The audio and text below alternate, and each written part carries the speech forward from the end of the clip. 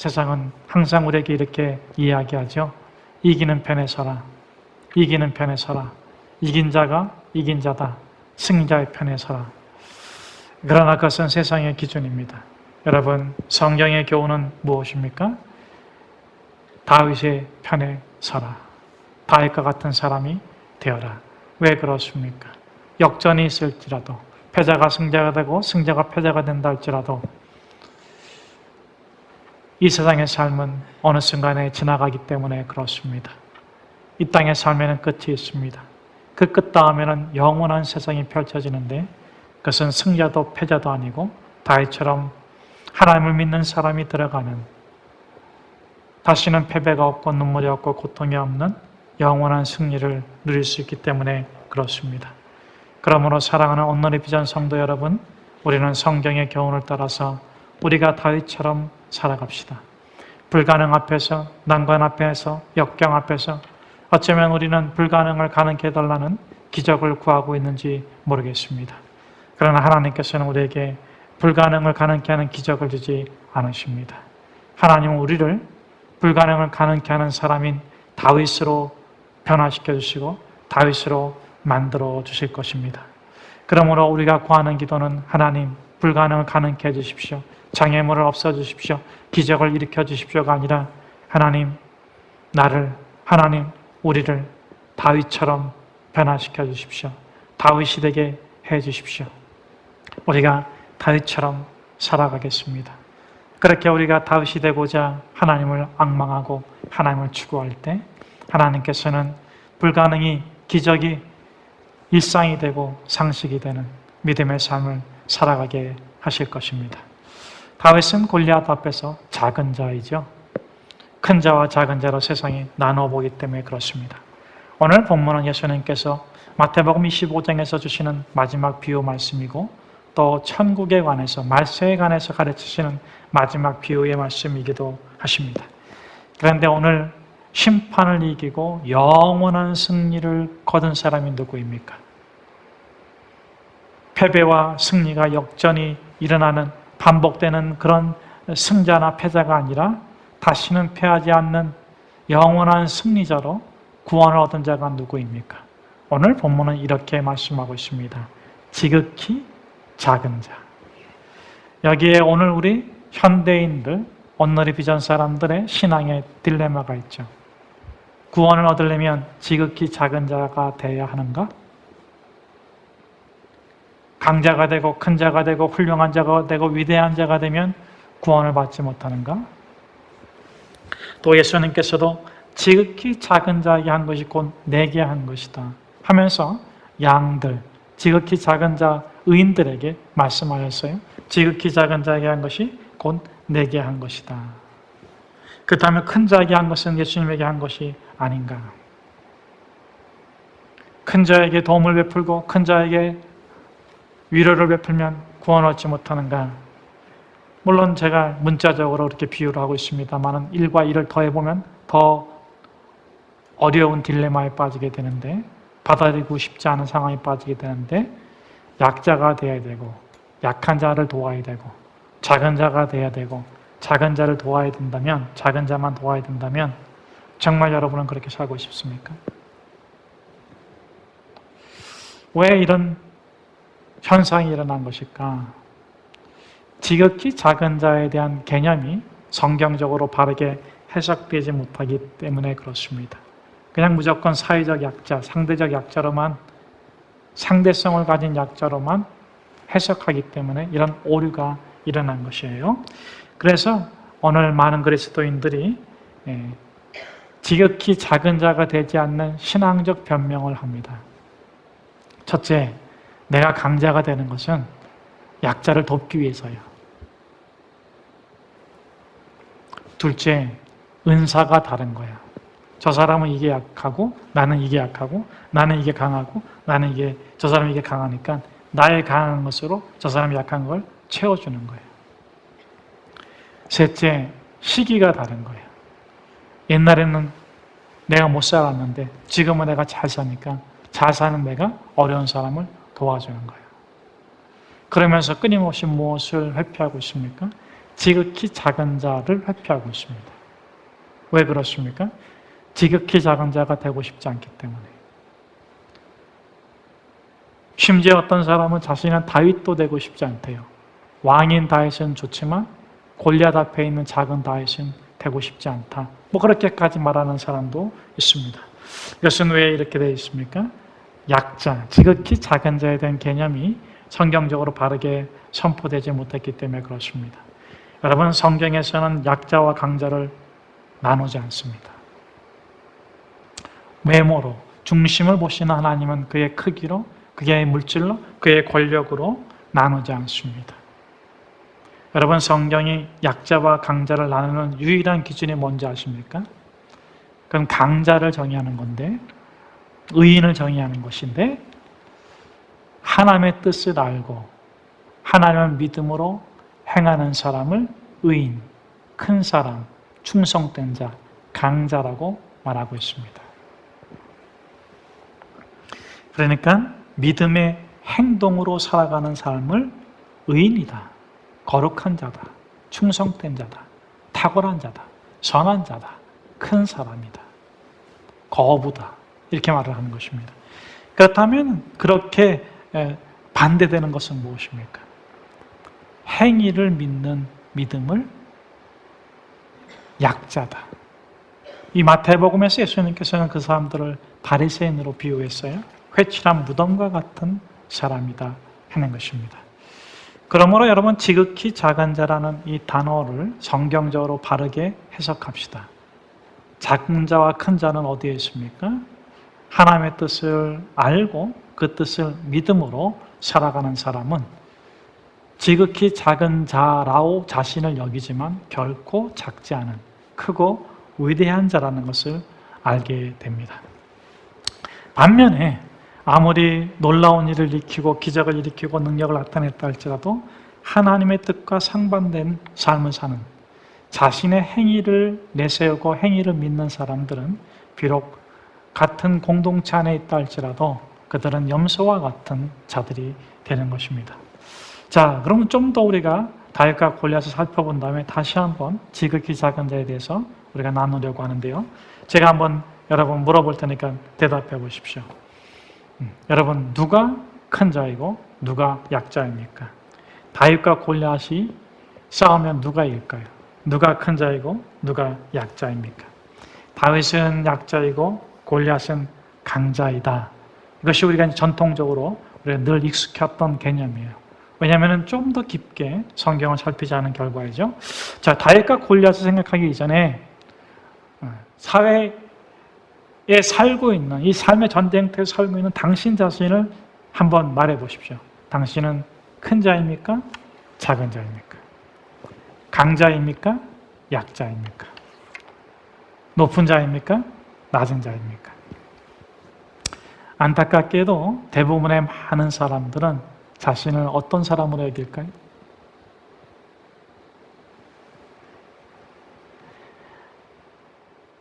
마음속으로는 내가 최고야, 내가 제일 잘났어, 내가 제일 커 이러면서도 현실적으로 느끼는 것은 너무 세상이 크니까, 너무 세상이 탁월하게 발전해 나가니까 내 자신이 초라하게 느껴집니다. 여러분, 예수 그리스도의 기준은 무엇입니까? 우리가 약자입니까? 우리가 강자입니까? 우리가 작은 자입니까? 우리가 큰 자입니까? 아니요. 예수님은 크기로 말씀하지 않으셔요. 이렇게 말씀하십니다. 너희는 세상에 속하지 아니했다. 어디에 속하지 않았다고요? 세상에 속하지 아니했다. 그러니까 세상 기준 가지고 비교하지 마라. 세상 잣대 가지고 잴 필요 없다. 그럼 여러분, 우리는 분명히 세상에 살고 있는데 우리가 세상에 속하지 아니했으면 우리는 어떤 존재입니까? 인투. 어떤 존재라고요? 인투. 예수 그리스도를 알기 이전에는 우리가 세상에 속했습니다. 세상 사람이었습니다. 세상의 방식대로 살았습니다. 세상 사람과 똑같이 행동했습니다. 그러나 예수 그리스도의 십자가를 만나고 나서, 예수 그리스도를 믿고 나서 우리는 아웃, 세상 밖으로 구원된 자입니다. 세상 밖으로 들림을 받은 자입니다. 그런데 우리를 갖다가 예수님께서 어떻게 하십니까? 인투, 세상 속으로 보냈습니다. 무엇을 위해서? 변혁자로, 정복자로, 세상을 하나님의 나라로 정복해 나가라고 인투. 여러분의 가정으로 보내신 줄로 믿습니다. 여러분의 직장으로 보내신 줄로 믿습니다. 여러분의 공동체로 보내신 줄로 믿습니다. 여러분의 삶의 전쟁터로 보내신 줄로 믿습니다. 여러분들은 파송받은 사람입니다. 그러므로 예수님께서 우리를 인투 세상으로 보내심으로 인해서 하나님은 우리를 어떻게 평가하시는가? 우리를 큰 자와 작은 자로 평가하시는 것이 아니라 약자와 강자로 평가하시는 것이 아니라 우리를 믿음의 장자로 삼으셨습니다. 야곱이 이스라엘 된 것처럼 벌레만도 못하고 마른 작대기만도 못한 우리 인생, 야곱과 같은 인생을 하나님이 선택해서 뭘로 삼으셨다고요? 믿음의 장손으로 삼으셨어요. 믿음의 사람으로 여러분들을 삼으신 하나님을 찬양할 수 있기를 주의 이름으로 축복합니다. 그러므로 하나님께서 어떻게 말씀하시냐? 너를 결코 작은 자로 비천한 자로 여기지 마라. 너는 위대한 사람이고 믿음의 장손이고 너는 하나님과 함께한 그 마음을 갖고 세상의 큰 것들을 대항해서 나가라. 그래서요, 하나님께서 약하고 눌려있고 억압받고 고통당하는 사람들에게 반드시 주시는 말씀이 있는데 제가 대표적으로 두 가지만 말씀을 드리면 첫째는 여호수아입니다. 여러분 여호수아 1장에 보면 어떤 말씀이 있습니까?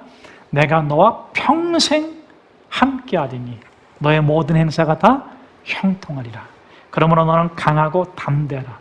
너는 반드시 너희 조상들에게 내가 약속한 그 땅을 들어가 차지하게 될 것이다. 두려워요.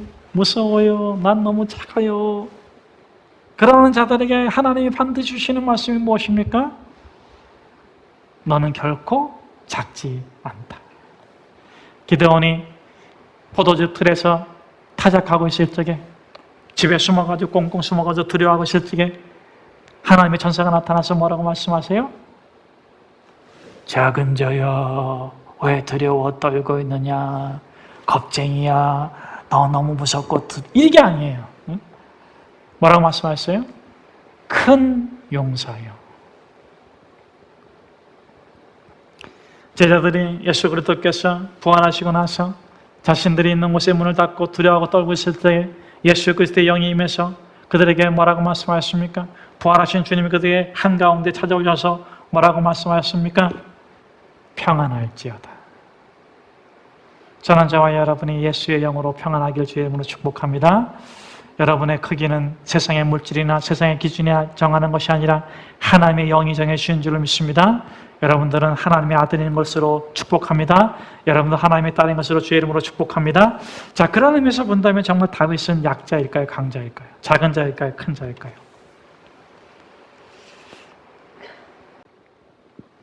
여러분 놀라지 마세요. 다윗 시대에 이 투석으로 사용했던 돌은 바륨이란 돌인데 이거를 갖다가 탄도학으로 계산을 해봤더니 이스라엘 학자가 탄도학으로 계산을 해봤더니 놀라지 마십시오, 여러분. 200m, 300m 앞에 있는 목표를 정확히 맞추는데 그 속도가, 그 파괴력이 오늘날 현대의 45구경 권총과 같다는 거예요. 여러분 이래도 다윗이 약자입니까?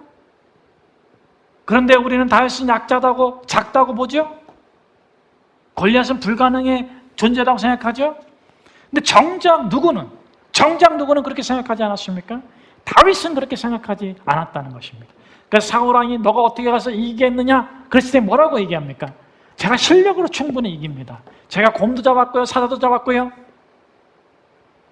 제가 능히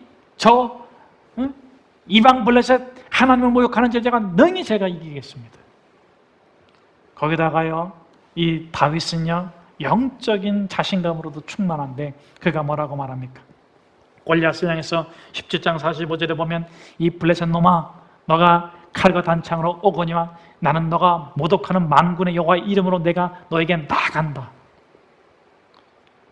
여러분 칼과 단창을 두려워하지 아니하고 자신이 충분히 이길 수 있다는 자신감을 가지고 그 대적을 물리치는 것이 하나님이 자신에게 주신 소명이와 기회라는 그것을 분명히 알고 있는 이 믿음의 행동, 이것이 작을까요?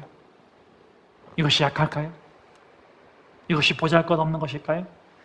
아닙니다.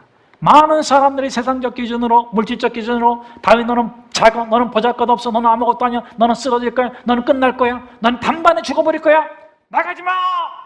그런 다윗은 뭐라고 말합니까? 나는 결코 작지 않습니다. 나는 하나님의 뜻을 알고 있습니다. 나는 저렇게 등치 큰 골리앗과 같은 곰과 사자를 수없이 넘어뜨려 본 경험이 있습니다. 그저 골리앗이 갑옷으로 무기로 자신을 감추는 것처럼 거짓된 저주로, 헛된 저주로 자신의 약점을 감추는 것뿐이에요.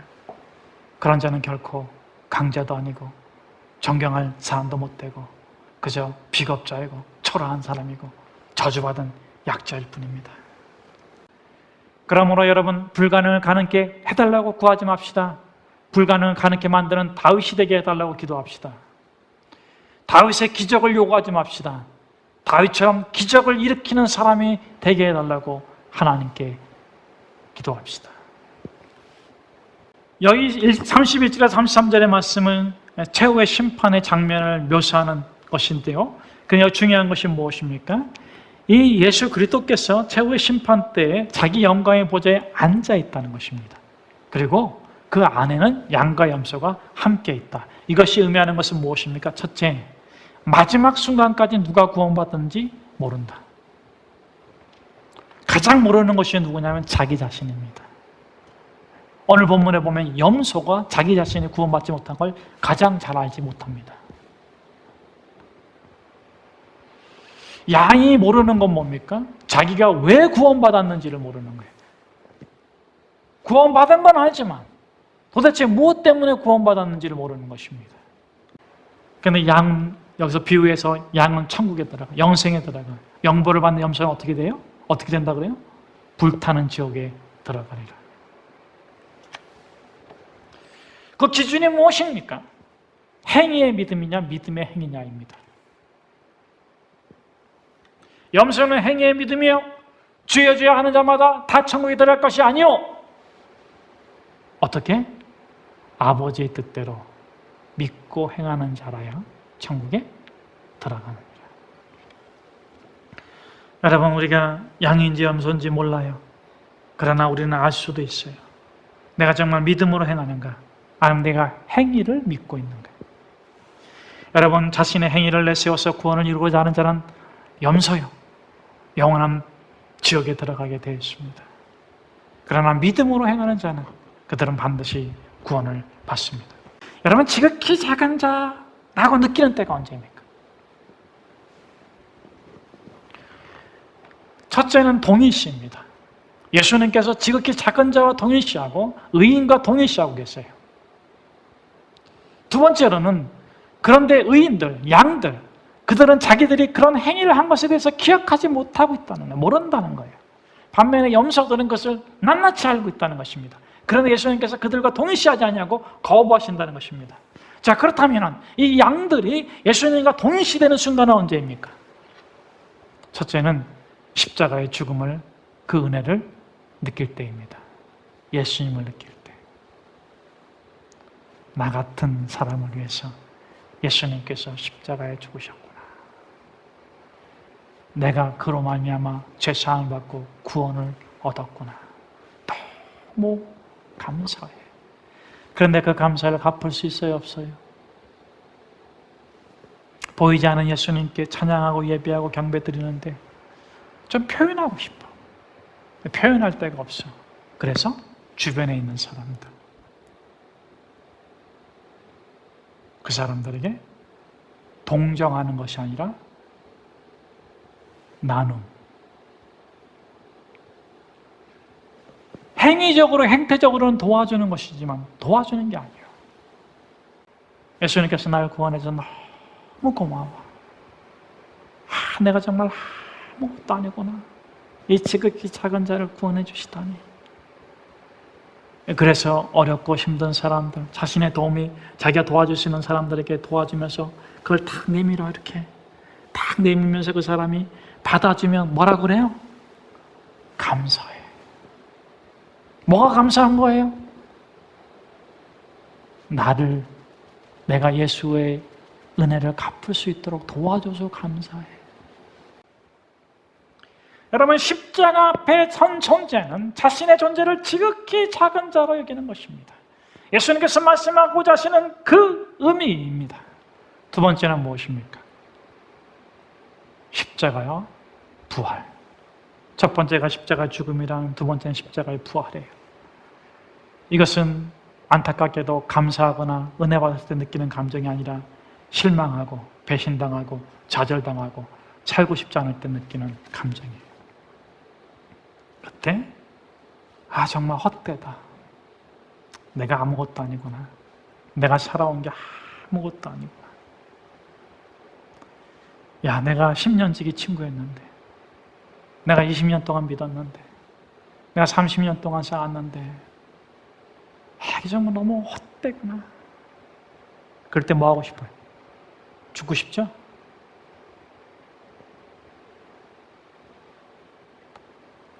그때 우리가 주의 은혜로 부활의 영광을 바라보면 어떤 마음을 갖습니까? 맞아요, 주님. 나는 아무것도 아닙니다. 이 세상에 있는 것도 다 헛됩니다. 지나가는 것인데, 거짓된 것인데, 내가 그것이 전부인 것처럼 붙잡고 살았군요. 이 세상에서의 참된 소망은 하나님 나라밖에 없고, 인간에게 유일한 참된 소망은 부활의 참 소망밖에 없습니다. 하나님, 내가 앞으로 10년 살지 20년 살지 30년 살지 알지 못하지만 내 영혼이 진정 부활의 영광에 이를 수 있도록 주님 나를 붙잡아 주십시오. 내가 더 많은 환난과 더 많은 고통과 더 많은 수치와 더 많은 능력을 당할지라도 헛된 세상의 영광을 더 많이 누린다 할지라도 하나님 거기에 매몰되지 아니하고 내 영혼이 부활의 영광에 이를 수 있도록 하나님, 그리고 이 세상에 하나님의 나라가 임하도록 그 부활하신 영광 앞에 보면서 나의 자신을 보면 나는 아무것도 아니요, 하나님의 나라에서 이 세상을 보면 이 세상은 너무 작아요. 그러면서 우리가 이 세상에 실망하고 인간에게 실망하고 사람들에게 실망하고 무엇에 실망하고 좌절하고 났을 때 우리가 부활의 소망을 가지면서 갖는 것이 무엇입니까? 이제는 내가 살아가는 거야. 내가 부활의 영광을 위해서 사는 거야. 내가 봉사하고 섬기고 애쓰고 수고하고 노력하고 쏟아붓는 것도 누구를 위해서도 아니고 무엇을 원해서도 아니고 내가 부활의 영광에 이르기 위하여.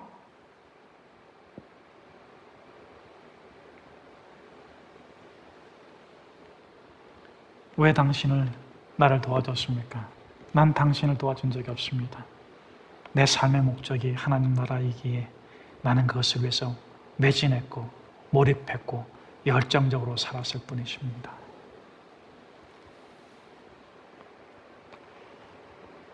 나는 당신을 위해서 한 것이 아닙니다. 나 자신을 위해서 한 것입니다. 세상에 실망하고 사람에게 실망하고 이 역사에 실망했지만 참된 하나님의 나라를 위해서 나는 그렇게 나의 기쁨을 위해서 살아간 것뿐입니다. 사랑하는 오늘 비전 성도 여러분, 지극히 작은 자의 의미가 무엇입니까? 크기에 있지 않습니다. 생명에 있는 것입니다. 예수님께서 천국의 비유 중에서 이런 비유를 말씀해 주셨어요. 가장 작은 비유. 어떤 비유죠? 가장 크게 되는 비유. 어떤 비유죠? 천국은 마치 겨자씨와 같으니. 한 알의 미랄이 땅에 떨어져 죽으면 어떻게 된다고요? 가장 작은 겨자씨지만 자라나서 새들이 깃드느니라. 사람들은 보이는 것에, 세상은 외형적인 것으로 크기를, 작고를 따지지만 우리는 그런 기준이 아닙니다. 생명. 당신 안에 예수의 생명이, 영생이 임하기를 축복합니다.